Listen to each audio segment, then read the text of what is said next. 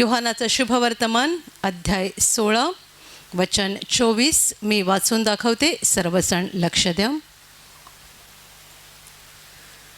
तुम्ही असून माझ्या नावाने काही मागितले नाही, मागा म्हणजे तुम्हास मिळेल, यासाठी की तुमचा आनंद परिपूर्ण व्हावा.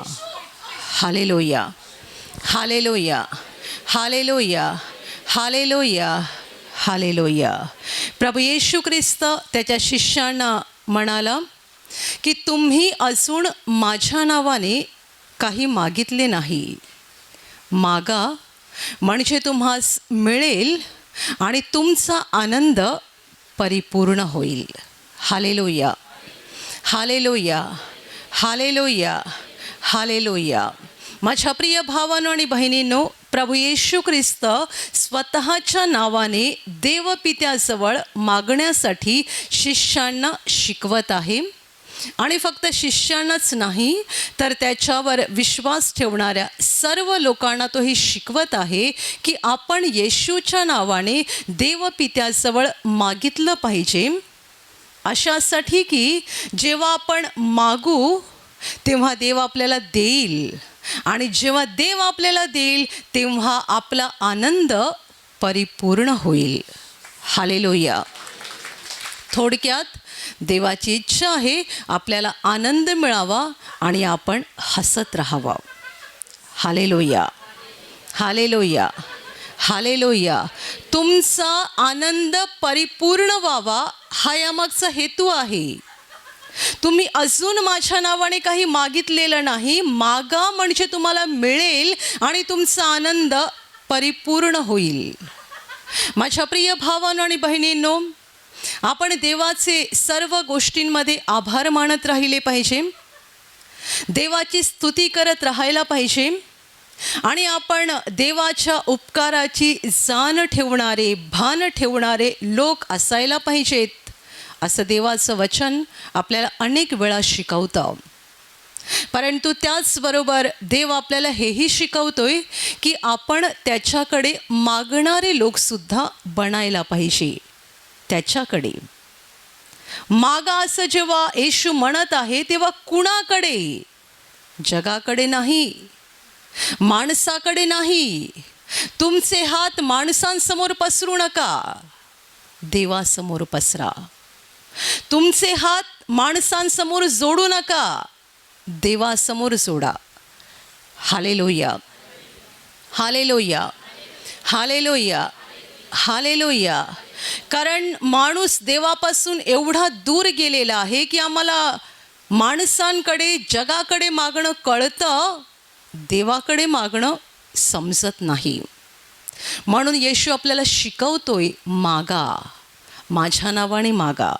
येशूच्या नावाने आपण मागितलं पाहिजे, कारण येशूने आपल्या पापमुक्तीसाठी क्रूसावर बलिदान केलेलं आहे, आणि त्याच्या या बलिदानामुळेच आपला देवपित्याशी समेट झालेला आहे. आपण सर्वजण पापी आहोत आणि आपली पापं घेऊन आपण देवासमोर उभे राहू शकणार नाही, आणि आपल्या पापांसहित जेव्हा आपण उभे राहतो तेव्हा देव आपल्याकडे पाहणार सुद्धा नाही, कारण तो पवित्र देव आहे. Hallelujah, hallelujah, hallelujah, hallelujah. पापांसहित आपण देवासमोर उभे राहू शकत नाही, म्हणून तर देवाने त्याचा पुत्र जगात पाठवला आणि येशूने आपल्या पापमुक्तीसाठी क्रूसावर बलिदान केलं. त्याच्या रक्ताने आपल्याला पापांची क्षमा मिळते, आपली पापं पुसली जातात, पुसली जातात. देव आपल्याला पापांची क्षमा करतो. म्हणजे नक्की काय करतो? देव आपल्याला पापांची क्षमा करतो म्हणजे आपली पापं तो सदा सर्व काळासाठी नष्ट करून टाकतो. ज्याप्रमाणे एखादा कपडा मळलेला असला की आपण त्याला सर्फामध्ये टाकतो, सर्फात साफ होणार नसेल तर अजून काहीतरी चांगलं द्रव वापरतो, काहीतरी चांगला पदार्थ वापरतो, आणि कसं तरी करून त्या कपड्याला साफ करतो, म्हणजे त्याच्यावरचा मळ काढून टाकतो. जेव्हा देव आपल्याला क्षमा करतो तेव्हा तो आपल्या आत्म्यावरचा पापाचा मळ धुवून टाकतो आणि आपल्या आत्म्याला शुद्ध करतो. Hallelujah, hallelujah, hallelujah. पक्षघाती माणसाला येशू म्हणाला, मुला धीर धर, तुझ्या पापांची तुला क्षमा झाली आहे.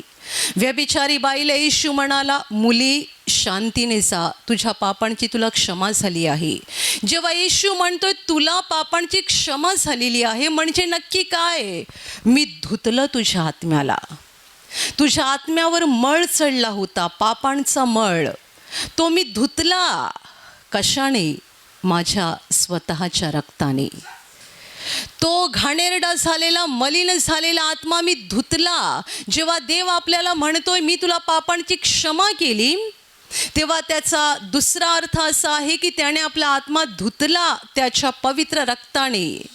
आणि जेव्हा हा आत्मा धुतला जातो तेव्हा तो नीतिमान बनतो आणि हा नीतिमान आत्मा देवासमोर उभं राहण्यासाठी लायक बनतो.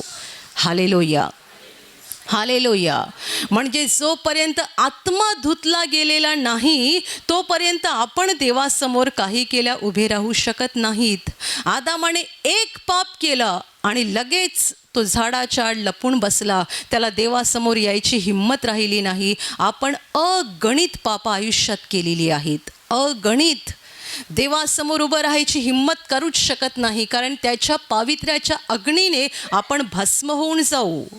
परंतु प्रभू येशू त्याने क्रूसावर वाहिलेल्या रक्तात आपला आत्मा धुतो, शुद्ध करतो. आणि म्हणून तर आपल्याला पापांची क्षमा मिळाल्यानंतर आपण देवासमोर उभे राहू शकतो, देवाकडे मागू शकतो, कारण आता आपण देवाची मुलं बनलेले आहोत. आणि जेव्हा आपण मागतो येशूच्या नावाने, त्यावेळेला देव आपली प्रार्थना ऐकतो आणि जे काही आपल्याला हवं आहे ते आपल्याला देतो, अशासाठी की देवाची इच्छा आहे आपलं हृदय आणि आपलं जीवन आनंदाने भरून जावं.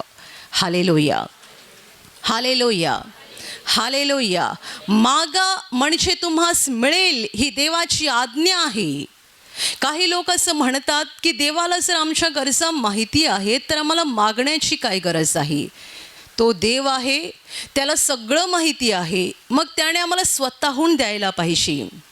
देवाने खरं म्हणजे स्वतःहून आपल्याला 99% गोष्टी दिलेल्या आहेत. आपल्या जीवनात 1% गोष्टी अशा असतात ज्या देवाने आपल्याला मागण्यासाठी जागा ठेवलेली आहे.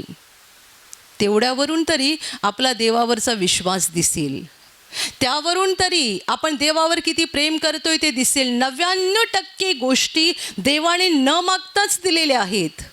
सकाळी सूर्य उगवायला आम्ही काही मेहनत केली नाही, तो देवाने पाठवला. दरवर्षी पावसाळ्यात पाऊस देव देतो, फळं देव देतो, धान्य देव देतो. आमचं शरीर, आम्ही जन्माला आलो नव्हतो तेव्हाच देवाने आमच्यावर प्रेम केलं. शरीर देवाचं फार मोठं वरदान आहे, बहुमूल्य वरदान. या शेवटच्या काळामध्ये माणसांची शरीरं अनेक प्रकारच्या शापाने शापित व्हायला लागलेली आहेत. आणि म्हणून आपण बघतोय शरीरामध्ये प्रचंड आजार आहेत. आणि दुसरी गोष्ट, शरीरामध्ये अनेक व्यंग तयार होत आहेत. पूर्वी 60-70 वर्षाची व्यक्ती झाली की केस पांढरे व्हायला लागायचे. आता बघा 15 वर्षाचे तरुण, 20 वर्षाचे तरुण यांचे पण केस पांढरे व्हायला लागले. डहाणूला काही महिन्यांपूर्वी एका तरुण मुलाने साक्ष दिली होती. 14-15 वर्षाचा मुलगा आहे. तो म्हणतो एवढ्या लहान वयात माझे केस पिकायला लागले, पांढरे व्हायला लागले आणि या गोष्टीचं मला एवढं टेन्शन यायला लागलं, एवढं टेन्शन की मला सतत वाटायचं मी आत्महत्या करून जीवन संपवणार. 14-15 वर्षाचा मुलगा आहे, केस पांढरे होत आहेत, म्हणजे आपण समजू शकतो की त्याचं दुःख काय असेल. ब्रदर म्हणायचे की एखाद्या व्यक्तीला जर कॅन्सर झाला असेल तर त्या व्यक्तीचं दुःख लहान आहे, पण एखाद्या व्यक्तीच्या तोंडावर पांढरा डाग आला असेल तर ते दुःख मोठं आहे. कॅन्सरच्या वेदना खूप आहेत, पण त्या आत आहेत. ज्याच्या तोंडावर पांढरा चट्टा आलेला आहे त्याच्याकडे लोकांना बघायला वाटत नाही, त्याचा चेहरा कुरूप दिसतो, तेव्हा त्याला किती दुःख होतं. कॅन्सर झालेल्या माणसापेक्षा त्याचं दुःख मोठं असतं. हा 14-15 वर्षाचा मुलगा, केस पांढरे व्हायला लागले, पुष्कळ केस पांढरे झाले आणि तो आत्महत्या करायचा विचार करत होता. तेव्हा त्याच्या बहिणीने त्याला सांगितलं की तू प्रार्थना कर, मी प्रार्थनेला जाते, तिकडून हे तेल आणलेलं आहे, हे तेल तू वापरत राहा. आणि त्या मुलाने ऐकलं, त्या प्रार्थनेच्या तेलाचा वापर करत राहिला आणि थोड्याच दिवसात त्याचे पांढरे झालेले सगळे केस काळे झाले. Hallelujah, hallelujah. त्याला केसाची किंमत कळेल ना. आणि तुमच्यामध्ये असे बरेच भाऊ बहिणी असतील, तुम्ही अगोदरच काळा कलर करून इथे बसलेला आहात. दुसऱ्यांना माहिती नाही आहे की तुमचे केस काळे आहेत की पांढरे आहेत, ते फक्त तुम्हालाच माहिती आहे. तुम्हाला केसाची किंमत कळेल. ही झाली फक्त आपल्या शरीराच्या केसाची किंमत, डोक्यावरचे केस याची किंमत. डोळ्याची किंमत किती? डोळ्याची किंमत करू शकता? डोळा काय महत्त्वाचा आहे सांगा? शरीरातला प्रत्येक अवयव केवढा मोलाचा आहे. म्हणून मी म्हटलं, आपल्याला 99% गोष्टी देवाने न मागताच दिलेल्या आहेत. देवाने आपल्या संपूर्ण आयुष्यात फक्त 1%च गोष्टी, खरं म्हणजे 1%हूनही कमी गोष्टी अशा ठेवलेल्या आहेत ज्यासाठी आपल्याला देवाकडे मागावं लागतं. तेवढं तरी ठेवायला पाहिजे ना, नाहीतर देवाची आठवण राहील कोणाला? कोणी वळेल देवाकडे? माणसाचं रक्त एवढं वाईट आहे, एवढं पापी आहे की तो स्वतःहून देवाकडे वळत नाही. बहुसंख्य लोक देवाकडे अशा वेळेला येतात जेव्हा ते जीवनात आपटतात, जखमी होतात आणि त्यांना काही रस्ता दिसत नाही, तेव्हा ते देवाकडे येतात. म्हणून तेवढ्या गोष्टी आपल्या जीवनात राहायला पाहिजेत की ज्या आपल्याला मागण्याची गरज आहे. हालेलुया. जे न मागता देवाने दिलेलं आहे त्याची आपल्याला जाण राहत नाही आणि त्याबद्दल आपल्याला काहीच वाटत नाही. मागून मिळतं ते आपल्याला खूप भारी वाटतं. म्हणून असं म्हणू नका की देवाला जर आपल्या गोष्टी, आपल्या गरजा माहिती आहे तर देव स्वतःहून का देत नाही आहे. येशूने पण सांगितलं आहे की तुम्ही मागण्या अगोदर तुमच्या गरजा काय आहेत हे तुमच्या पित्याला ठाऊक आहे. त्याला माहिती आहे तुम्हाला काय पाहिजे ते, पण तुम्ही मागा. येशूच्या नावाने मागा, म्हणजे तो तुम्हाला देईल आणि तुमचा आनंद परिपूर्ण होईल. Hallelujah, hallelujah, hallelujah, hallelujah. याचा अर्थ देवाला आपल्या जीवनात आनंद द्यायचा आहे. देवाला आपल्याला रडताना बघायचं नाही आहे, हसताना बघायचं आहे. विधवा बाईचा मुलगा मेला होता आणि ती रडत होती, तेव्हा बायबल म्हणतं तिला पाहून प्रभूला तिचा कळवळा आला. लक्षात घ्या, तिला पाहून, त्या मृत मुलाला बघून नाही. येशूला तर मेलेल्या मुलाचा कळवळा नाही आला, त्याच्यासाठी आक्रोश करणाऱ्या त्याच्या विधवा आईचा कळवळा आला. आणि म्हणून मुलाला जिवंत करायच्या अगोदर येशू तिच्याजवळ गेला आणि तिला म्हणतोय, बाई रडू नकोस, रडू नकोस. बोलणारा कोण आहे? स्वर्गाचा आणि पृथ्वीचा मालक आहे. तो त्या बाईला म्हणतोय रडू नकोस. तो त्या तिरडीच्या बाजूला अगोदर गेला नाही, त्या मुलाचा कळवळा पहिला नाही आहे. पहिला कळवळा त्याला त्या बाईचा आला, कारण ती विधवा आहे आणि जो मेला आहे तो तिचा एकुलता एक मुलगा आहे. तिचा आक्रोश, तिचं रडणं, तिचं दुःख येशूला बघवलं नाही आणि म्हणून अगोदर तो तिच्याजवळ गेला आणि तिचं सांत्वन करून तिला म्हणतोय, बाई रडू नकोस. Hallelujah, hallelujah. आपण सुद्धा कोणाच्या घरी काही मरण झालं असेल, आपण तिकडे जातो, लोकांचं सांत्वन करतो, रडू नका, रडू नका. पण आपण एवढंच बोलू शकतो, रडू नका. आपण मेलेला माणूस त्यांना परत आणून देऊ शकत नाही. पण जेव्हा प्रभू तिला बोलला रडू नको, तेव्हा तिला काही द्यायचं होतं, पण तिला रडताना बघवत नव्हतं. म्हणून अगोदर तिला शांत केलं आणि मग तिरडीच्या बाजूला गेला. खांदेकरी उभे राहिले. प्रभू त्या मुलाला बोलला, म्हणजे प्रेताला बोलला, मुला मी तुला सांगतो उठ.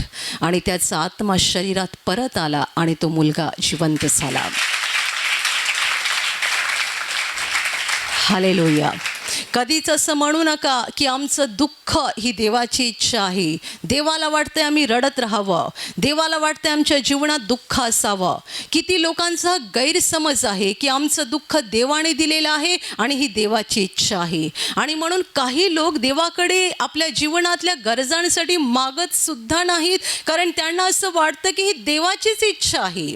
आम्हाला मूल होऊ नये ही देवाची इच्छा आहे. मला चांगली नोकरी मिळू नये ही देवाची इच्छा आहे. माझ्या शरीरात आजार राहावा ही देवाची इच्छा आहे. माझा नवरा दारुडा असावा ही देवाची इच्छा आहे.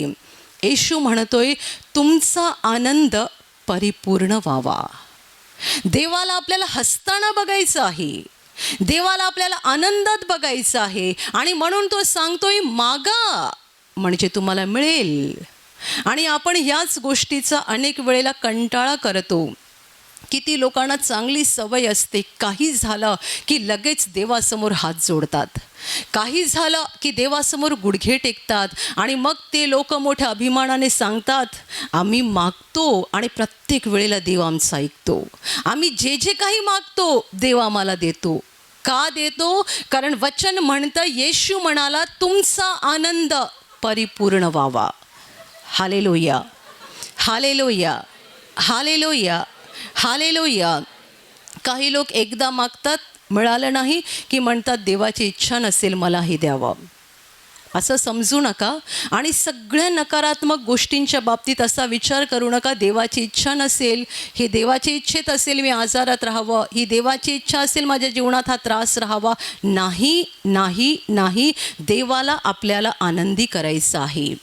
देवाला आपलं जीवन आनंदाने भरून काढायचं आहे. त्याला आपल्याला हसत ठेवायचं आहे. आणि म्हणून कधीही नकारात्मक गोष्टींच्या बाबतीत, चुकीच्या गोष्टींच्या बाबतीत असं म्हणू नका की ही देवाची इच्छा आहे. मागा, एकदा मागा, दोनदा मागा, 10 वेळा मागा, 25 वेळा मागा.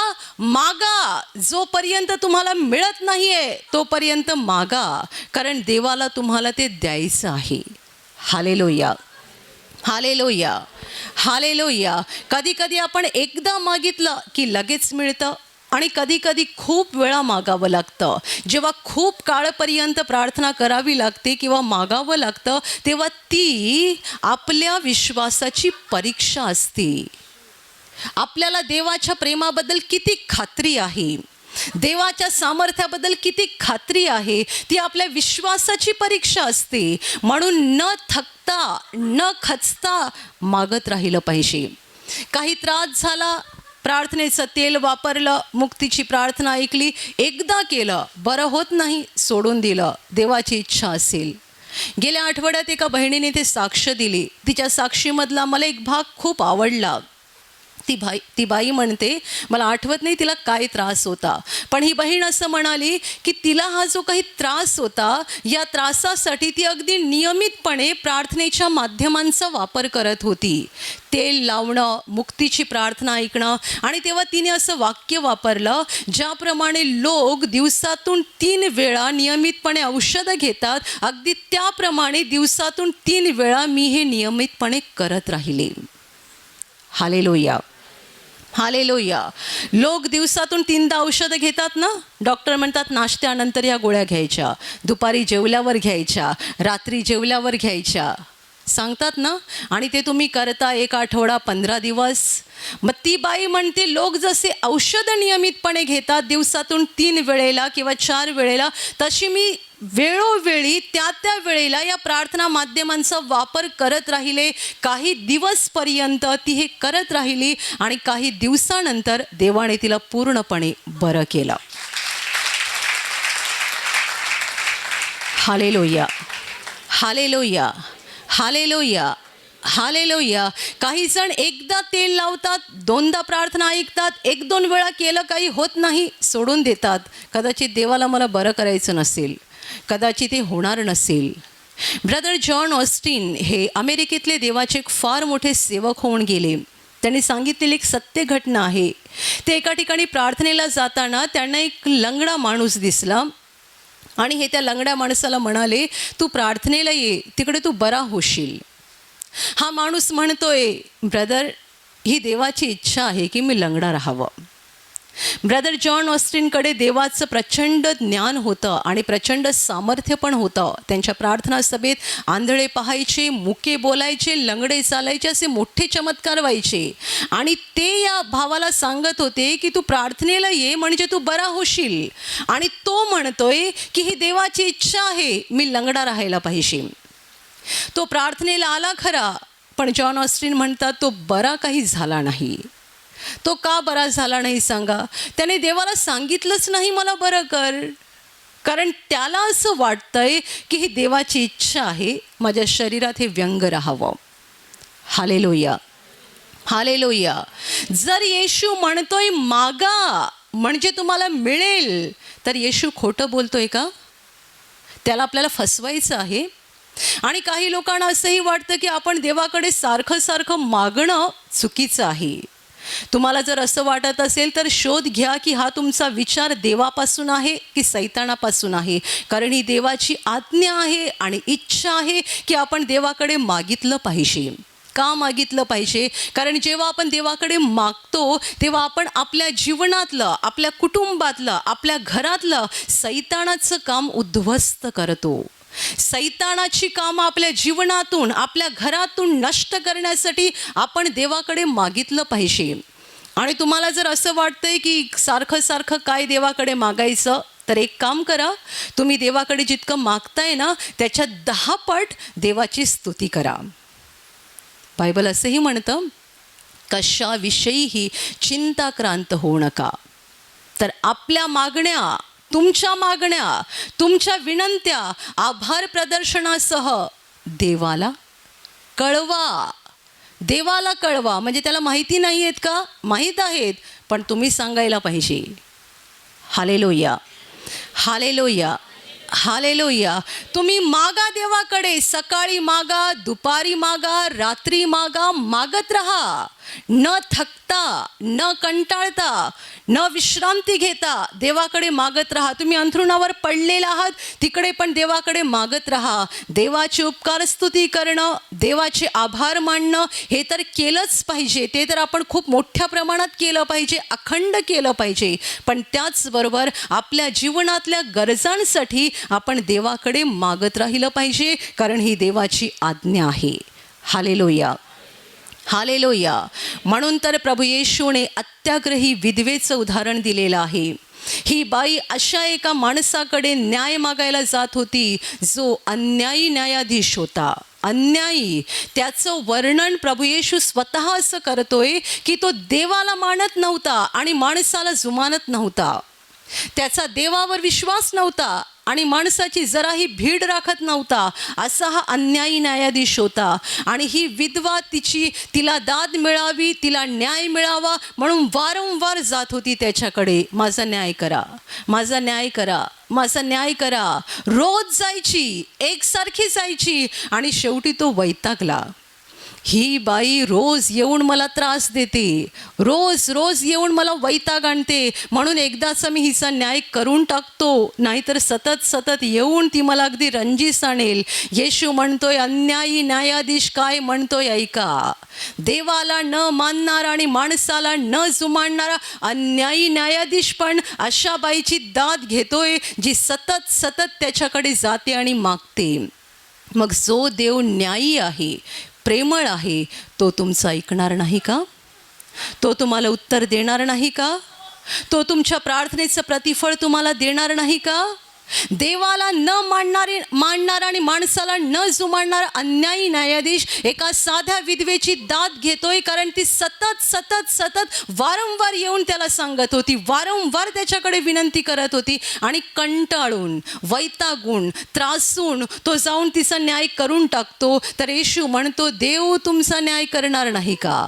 देवाच्या निवडलेल्या लोकांची प्रार्थना देव ऐकणार नाही का? जे लोक रात्रंदिवस देवाचा धावा करतात, रात्रंदिवस, येशूचे शब्द आहेत, रात्रंदिवस म्हणजे सतत अखंड जे देवाला हाक मारतात आणि देवाला सांगतात, देवा दया कर माझ्यावर, दया कर माझ्यावर, मला या त्रासातून सोडव, मला या दुःखातून सोडव, माझी ही मागणी पूर्ण कर, माझ्या जीवनातली ही उणीव भरून काढ. जे रात्रंदिवस देवाला सांगतात त्यांचं देव का बरं ऐकणार नाही? Hallelujah, hallelujah, hallelujah. देवाकडे मागा, विश्वासाने मागत राहा. एकदा, दोनदा, 10 वेळा, 50 वेळा, जोपर्यंत तुम्हाला मिळत नाही मागत राहा. आणि तुम्हाला जर वाटते की तुमच्या प्रार्थनेतली ताकद कमी पडत आहे तर उपवास करून मागा. उपवास करा. कारण जेव्हा आपण उपवास करतो आणि देवाकडे मागतो तेव्हा आपलं हृदय देवाकडे जास्त लागते. प्रार्थना करताना जेवणाची वेळ, आंघोळीची वेळ आणि कामाची वेळ अशा बऱ्याच गोष्टीचं आपल्याला भान असते. ते असता कामा नये म्हणून उपवास करायचा असतो. उपवास करताना जेवायचंच नाही आहे ना, भांडी पण घासायची नाही आहेत, त्यामुळे तो विचार करायचा प्रश्नच नाही. अशा वेळेला देवाकडे मन जास्त लागतं. Hallelujah, hallelujah, hallelujah. तुम्हाला जर खूप काळ प्रार्थना करून मिळत नसेल तर तुम्ही उपवास करून देवाकडे मागा, पण सोडू नका. तुमच्या जीवनातलं सैतानाचं काम उद्ध्वस्त झालंच पाहिजे. सैतानाने तुमच्या जीवनात अडवून ठेवलेले जे काही देवाचे आशीर्वाद आहेत ते तुम्हाला मिळालेच पाहिजेत. तुमच्या जीवनावरचे शाप निघून गेलेच पाहिजेत. तुमच्या जीवनातून, तुमच्या घरातून सैतानाचं राज्य उद्ध्वस्त झालंच पाहिजे. आणि त्यासाठी हात पसरा देवासमोर, गुडघे टेका देवासमोर, मागत रहा देवाकडे. तो प्रेमळ परमेश्वर आहे, प्रार्थना ऐकणारा देव आहे. आणि बायबल म्हणतं नीतिमानांची प्रार्थना कार्य करण्यात प्रबळ असते. ज्यांनी येशूवर विश्वास ठेवून पाप क्षमा मिळवली आहे आणि नीतिमान झालेले आहेत त्यांच्या प्रार्थनेमध्ये फार मोठी ताकद असते. म्हणजे देव स्वर्गातून त्यांच्या प्रार्थनेची लवकर दखल घेतो आणि लवकर त्यांच्या प्रार्थनेला उत्तर देतो.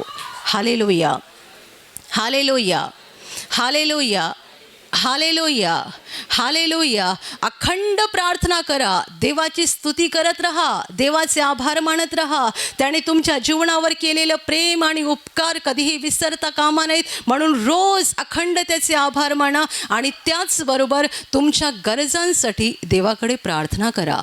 तुमच्या व्यक्तिगत जीवनातल्या गरजा, तुमच्या कुटुंबातल्या गरजा आणि इतरही अनेक गरजा असतात. इतर गरजा कोणत्या? शेजारी विनाकारण त्रास देतोय, अमुक विनाकारण त्रास देतोय, कामाच्या ठिकाणी असलेले सहकारी विनाकारण छळतात. अनेक समस्या आहेत, परंतु या सगळ्यासाठी देवासमोर हात पसरा. देव सगळं काही करायला समर्थ आहे, सगळं काही. काही लोक असे साक्षी देतात की कुणाशी तरी भांडण होतं, किती वर्षे अबोला होता, त्यांनी प्रार्थना केली किंवा प्रार्थना विनंती पेटीमध्ये प्रार्थना लिहून टाकली आणि जी व्यक्ती त्यांच्याशी बोलत नव्हती ती समोरून बोलायला येते आणि अगदी प्रेमाने बोलते. आश्चर्य वाटतं की एवढ्या वर्षानंतर ही व्यक्ती प्रेमाने कशी बोलते. झालं काय? देवाने त्या व्यक्तीचं हृदय बदललं. Hallelujah, hallelujah. काही वर्षांपूर्वी केंद्रामध्ये एक साक्ष आली होती. एका बाईने साक्ष दिली की अनेक वर्षे ती भाड्याच्या घरात राहत होती आणि स्वतःचं घर नसल्यामुळे तिला खूप टेन्शन यायचं आणि इतकं टेन्शन यायचं की त्यामुळे सतत तिचं ब्लड प्रेशर वाढत राहायचं आणि नेहमी ती आजारी पडत राहायची. अनेक वर्षे हे सुरू होतं. ही बहीण प्रार्थनेला आली होती. आजारमुक्तीची प्रार्थना सुरू असताना ब्रदराने असा संदेश दिला की इथे कुणीतरी एक व्यक्ती आहे जी स्वतःचं घर घ्यायला अनेक वर्षापासून प्रयत्न करते, पण तिला स्वतःचं घर काही मिळत नाही आहे. पण याच आठवड्यात प्रभू त्या व्यक्तीला स्वतःचं घर देत आहे. हा ब्रदराने संदेश दिला आणि पुढच्या आठवड्यात ती साक्ष द्यायला आली. तिने साक्षीत हे सगळं सांगितलं आणि पुढे ती म्हणते की घर घेण्यासाठी पैसा आम्ही खूप जमवत होतो, होत नव्हता. ब्रदराने जेव्हा संदेश दिला तेव्हा माझा विश्वास बसला, देव काहीतरी करणार. आणि त्याच्या दुसऱ्या की तिसऱ्या दिवशी म्हणजे 1-2 दिवसाच्या आतमध्येच असं घडलं. तिच्या भावाने तिला फोन केला. तिच्या भावाकडे 2 घरं आहेत आणि तिचा भाऊ तिला म्हणतोय, तू कसलं टेन्शन घेऊन बसलेली आहे, मला तर एकाच घराची गरज आहे, माझं दुसरं घर आहे त्याची चावी घेऊन जा आणि तिथे राहायला सुरुवात कर. Hallelujah, hallelujah, hallelujah. तेव्हा ब्रदरांनी साक्ष ऐकली आणि ब्रदर लोकांना असं म्हणाले की हिच्या भावाकडे कधीपासून घरं असतील सांगा, किती वर्षापासून असतील.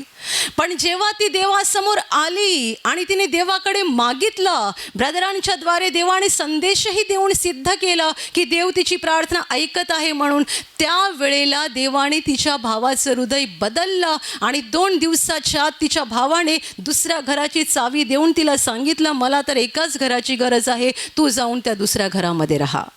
Hallelujah, hallelujah, hallelujah. माणसाचं हृदय बदलणं देवाच्या हातात आहे. तुमच्या घरातला प्रॉब्लेम असो की ऑफिसमधला असो की शेजाऱ्यांसोबतचा असो की नातेवाईकांसोबतचा असो, कोणतीही समस्या असो, देवाकडे मागा. देवासमोर हात पसरा, देवाकडे विनवणी करा. तो तुमची प्रार्थना ऐकणार आणि तो तुमच्या प्रार्थनेला उत्तर देणार. हालेलुया. हालेलुया. जेव्हा पहिला लॉकडाऊन सुरू झाला मार्च 2020मध्ये, त्यावेळेला आशिष प्रार्थना घराच्या टीमला कोणतंही काम उरलं नाही, कारण सगळी टीम प्रार्थनेच्याच कामात व्यस्त असायची. त्यावेळेला शुक्रवार, शनिवार, रविवार तिन्ही दिवस भरपूर लोक प्रार्थनेसाठी यायचे. तसंच सोमवार, मंगळवार 2 दिवस निवासी शिबिर असायचं. 5ही दिवस टीमला भरपूर काम असायचं. आणि उरलेले जे 2 दिवस असायचे, बुधवार, गुरुवार, तेव्हासुद्धा इतर अनेक कामं असायची. वेळ कुठून जायचा कळत नव्हतं. जेव्हा लॉकडाऊन लागला पहिला, तेव्हा सगळे रिकामी बसले. प्रार्थनाच नाही आहे तर काम कुठून असणार. फक्त 4-5 जणांना तेवढी कामं होती. 2-3 भाऊ बहिणी यूट्यूबवरचे व्हिडिओ एडिटिंग प्रोग्राम करत होते, त्यांना काम होतं. 2-3 जण लोकांचे फोन येतात प्रार्थनेसाठी, संपर्कासाठी, ते अटेंड करावे लागत होते. तेवढं काम बाकी होतं. बाकी कुणाला काहीच काम नाही आहे. मला विचारलं गेलं की आता कामच नाही आहे तर करायचं काय, सगळे बसून आहेत. म्हटलं ही छान वेळ आहे प्रार्थना करायची. मी प्रार्थनेचं वेळापत्रक काढून दिलं. मला वाटते जवळजवळ दिवसातून 7 ते 8 तास प्रार्थना होत होती. मध्ये मध्ये फक्त 1-1, 2-2 तासाचा वेळ असायचा, जेव्हा जेवण बनवलं जायचं, कपडे धुतले जायचे, भांडी घासली जायची, ही कामं व्हायची. झाली, परत प्रार्थना सुरू. पुन्हा 2-3 तास प्रार्थना झाली, परत तासभर जाऊन आपली कामं करायची, पुन्हा प्रार्थना सुरू. अखंड प्रार्थना, अखंड.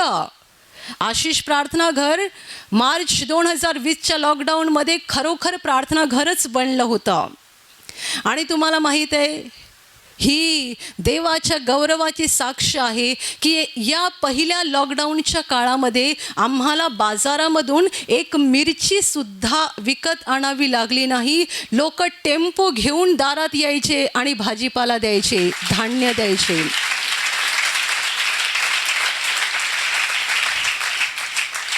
मला स्वतःला या गोष्टीचं आश्चर्य वाटत होतं. आम्ही कधी कोणाला सांगितलं नाही की आम्हाला काही गरजेचं आहे किंवा काही हवं आहे. लोक स्वतःहून घेऊन यायचे, स्वतःहून. कधी मला कोणी सांगितलं की अमुक वस्तू संपत आलेली आहे, 1 तासात फोन यायचा, टेम्पो आलाय, जी वस्तू संपली होती तीच आली. हालेलुया. संपूर्ण लॉकडाऊनमध्ये आमच्या टीमला बाजारात जावं लागलं नाही आणि गहू, तांदूळ हे तर सोडा, एक मिरची विकत आणावी लागली नाही. मी देवाला म्हटलं हे असं का होतंय?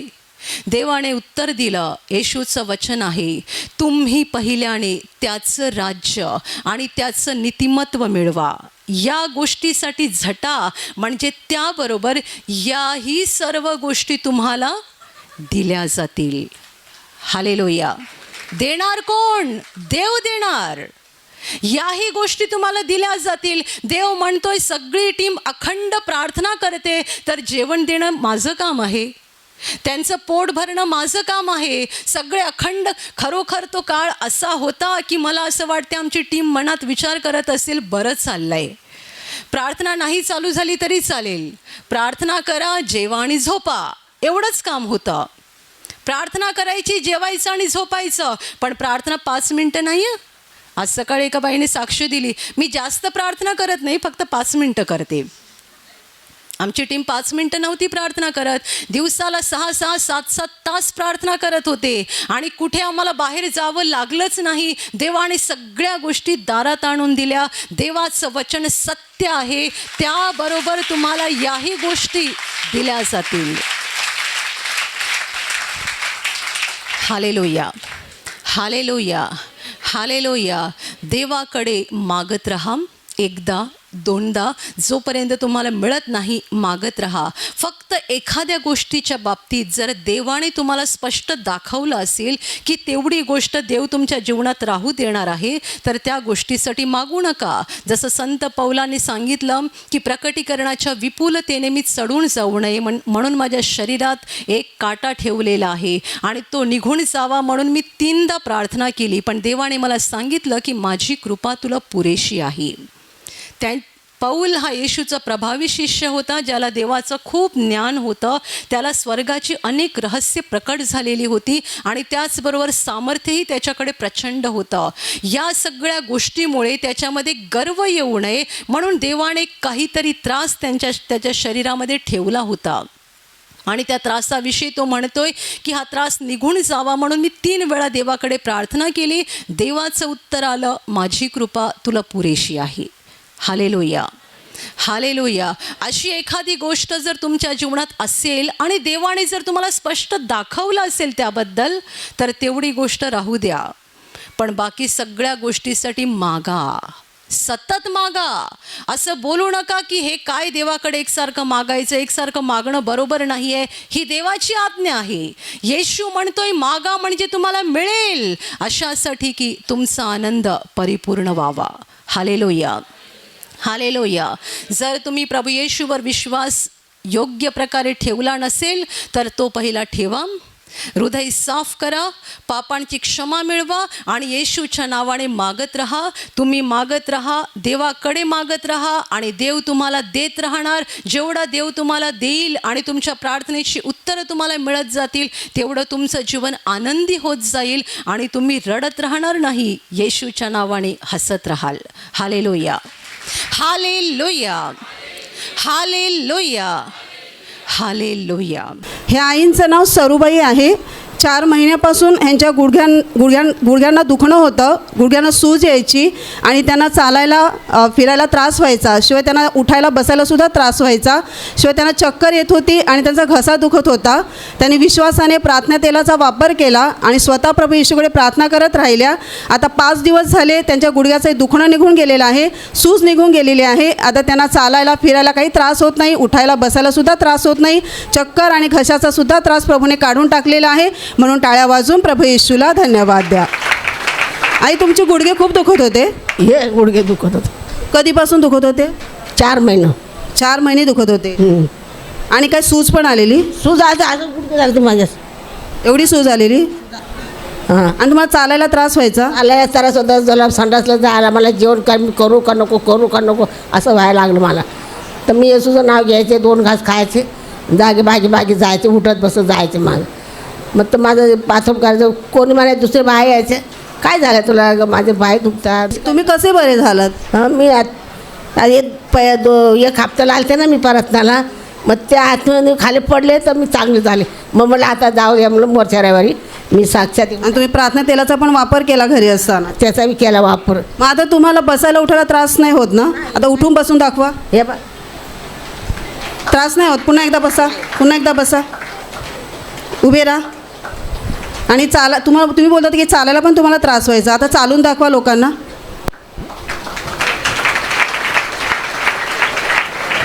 आता त्रास नाही होत. तुम्ही पहिले कसे चालायचे? पहिलं असं झाले बागे असे चालायचे असे.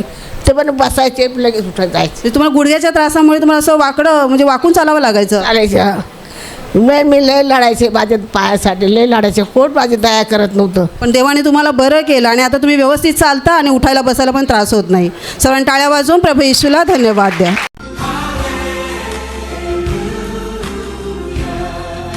तुमचं नाव सांगा. माझं नाव शीला कदम आहे. मी मीरा रोडवरून आली आहे. 2 हफ्ते अगोदर ना माझा पाय ना खूप सुजला होता. हा लेफ्ट लेग खूप सुजला होता. म्हणजे फीटला सूज आलेली होती आणि माझा पाय खूप दुखत होता.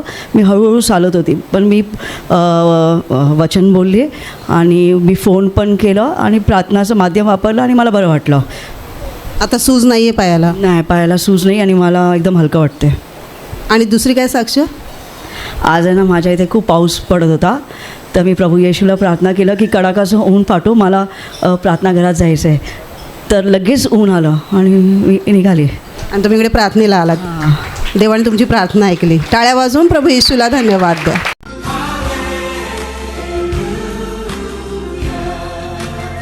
पंधरा दिवसापासून या बहिणीच्या चेहऱ्याची उजवी बाजू दुखायची. तिचं उजव्या बाजूचं डोकं सतत दुखत राहायचं, कान दुखायचा, गाल दुखायचे आणि ती सांगते की कानामध्ये फार वेदना होत राहायच्या. या बहिणीने विश्वासाने 17 तारखेला ब्रदरांचा स्मृतिदिन होता तेव्हा ब्रदरांच्या कोटाला स्पर्श केला आणि दुसऱ्या दिवसापासून तिने पाहिलं तर तिचं ते संपूर्ण दुखणं प्रभू येशूने बरं केलेलं होतं. म्हणून सर्वांनी मोठ्याने टाळ्या वाजवून प्रभू येशूला धन्यवाद द्या. ताई, किती दिवस त्रास होता? 15 दिवस झालं. 15 दिवस. काय काय व्हायचं? डोका दुखायचा, डोला, दात, कान, सर्व जीभ सर्व दुखायचं, म्हणजे चेहऱ्याची उजवी बाजू दुखायची सर्व. मग त्यामुळे तुम्हाला रात्री झोप लागायची? नाही लागत झोप. नाही लागायची. मग तुम्ही बरे कसे झालात? ब्रदरचे कोटाला हात लावला तेव्हापासून आता दुखत नाही, झोप येते? हो, आता बरं झालं सर्व. पण आता बरं वाटते तुम्हाला? सर्वांनी मोठ्याने टाळ्या वाजवून प्रभू येशूला धन्यवाद द्या.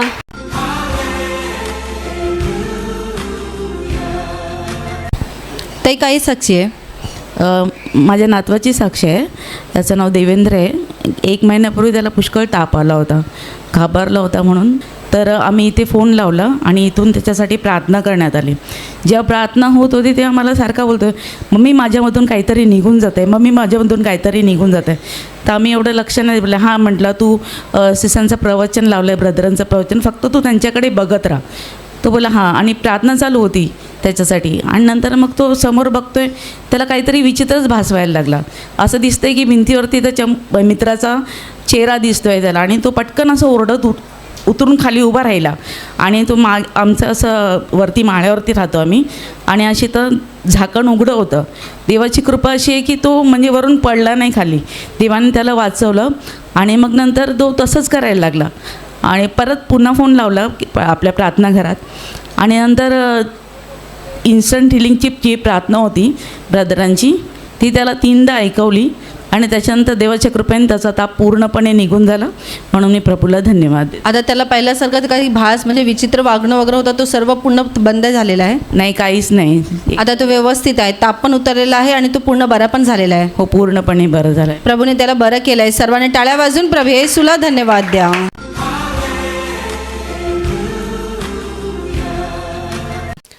आणि आता मी तुमच्यासाठी प्रार्थना करणार आहे.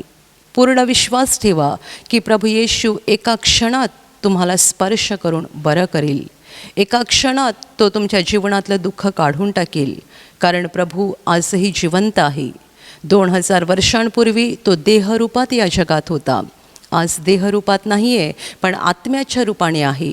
आणि जिथे जिथे लोक त्याच्यावर विश्वास ठेवतात आणि विश्वासाने त्याला हाक मारतात, तिकडे तिकडे तो त्यांच्या अगदी जवळ असतो. त्यांना बरं करायला, त्यांना आनंदित करायला आणि त्यांना सैतानाच्या हातातून सोडवायला तो नेहमीच तयार असतो.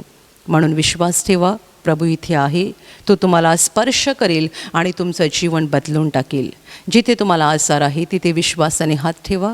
आणि तिथे हात ठेवणं शक्य नसेल तर छातीवर हात ठेवा. प्रभू येशूच्या नावाने या क्षणाला तुमच्या शरीरातले सगळे आजार नष्ट होत. प्रभू येशूच्या नावाने तुमच्या जीवनातील सगळी दुःख निघून जावोत. सैतानाची सर्व कामं तुमच्या घरातून आणि तुमच्या कुटुंबातून प्रभू येशूच्या नावाने पूर्णपणे नष्ट होत. सर्व शुद्धात्म्यांनो, प्रभू येशूच्या नावाने मी तुम्हाला आज्ञा देत आहे, या क्षणाला यांना सोडून निघून जा आणि पुन्हा त्यांच्यात शिरू नका. प्रभूचं महान सामर्थ्य तुमच्यावर येऊ. पवित्र आत्मा तुमच्यावर येऊ. पवित्र आत्म्याचा आनंद तुमच्या जीवनात येऊ. पवित्र आत्म्याची शांती तुमच्या हृदयात येऊ आणि तुमचं जीवन स्वर्गीय प्रकाशाने भरून जावो. आमीन.